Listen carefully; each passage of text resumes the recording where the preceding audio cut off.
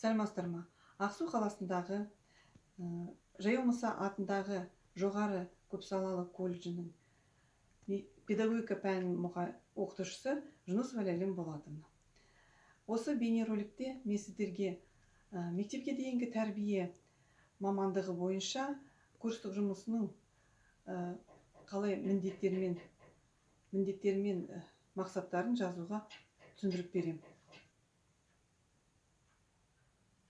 Курстық жұмыстың басында кіріспен ішінде өзектілікпен, оның ішінде мәселелер және қарама-қайшылықтар білінген соң,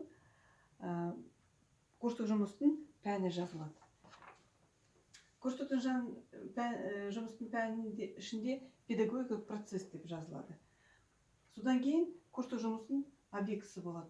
Оның ішінде балалардың зерттеген қасиеттері немесе ақыл ойдары сол тақырып бойынша солардың процестері жазылады.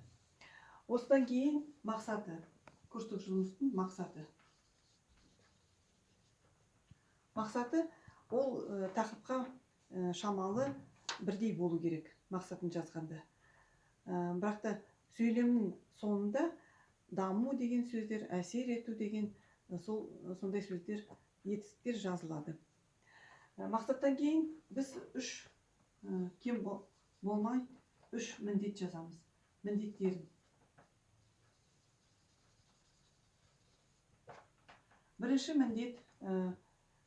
міндетте теориялық түсініктер жазылады.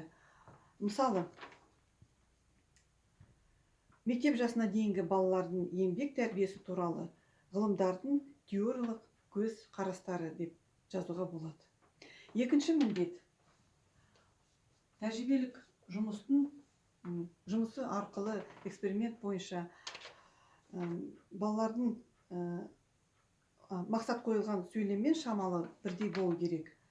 Мысалы, мектеп жасына дейінгі балалардың еңбекке баулу, ынталандыру жолдарын ең әсер ететін әдіс тәсілдерін эксперимент бойынша анықтау деп жазуға болады.